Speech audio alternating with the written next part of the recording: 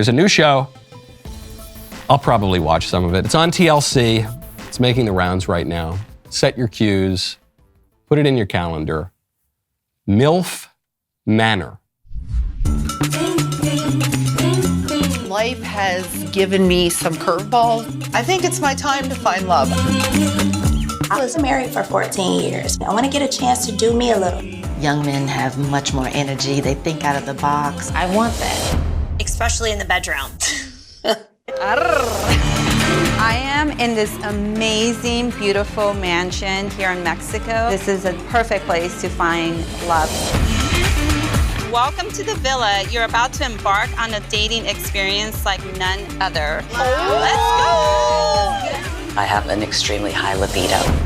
Is that too much saying I have an extremely high libido? Should I just have said high libido? Ladies, where's all the men at? I'm ready to connect with somebody who doesn't really care how old I am. I'm just looking to have fun. Here we go. What the hell? It just got real. This is trash TV at its absolute finest. I probably won't watch it only because I don't subscribe to cable. But if I did, I probably would watch it, okay? This is really reality TV just at its absolute peak. But it's trash. It's really, really disgusting. And that last line there is quite telling. She says, this just got real. And it did just get real in the whole premise of the show because these are MILFs. I won't go through the whole initialism, the whole acronym, but the first letter there refers to moms, mothers. And so this is getting kind of real because it's not just these young people who think that they have no consequences in their lives and they really don't have a lot of accountability in their day-to-day social life. And so they go out and it's the real world or it's the Jersey Shore, something like that. These are people with children that are supposed to have families that they're raising, that do have responsibilities to children.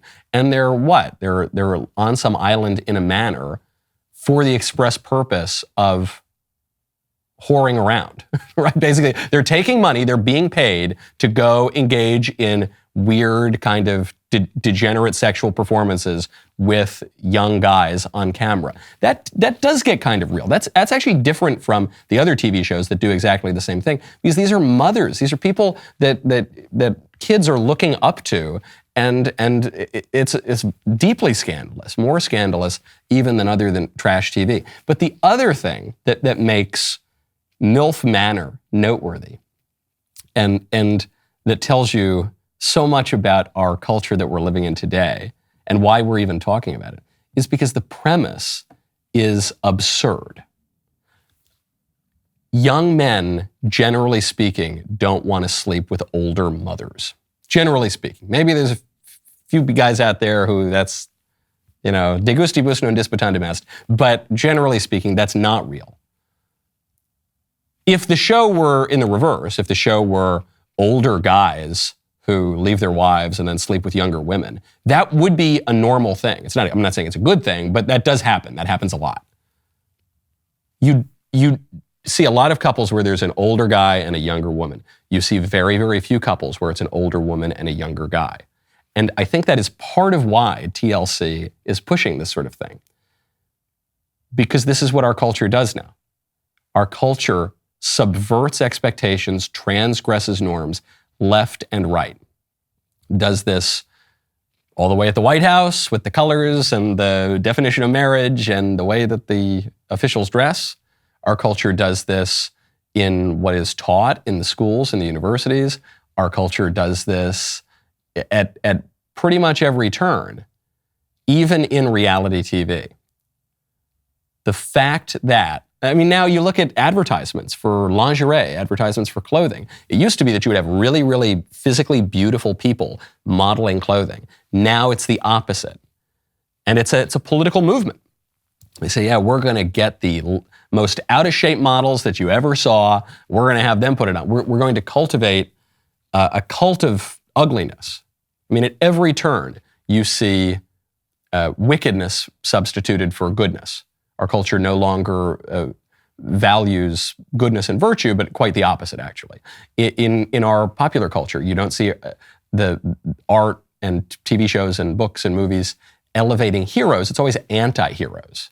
It's always guys who are really bad in the end. You think of the popular age of TV.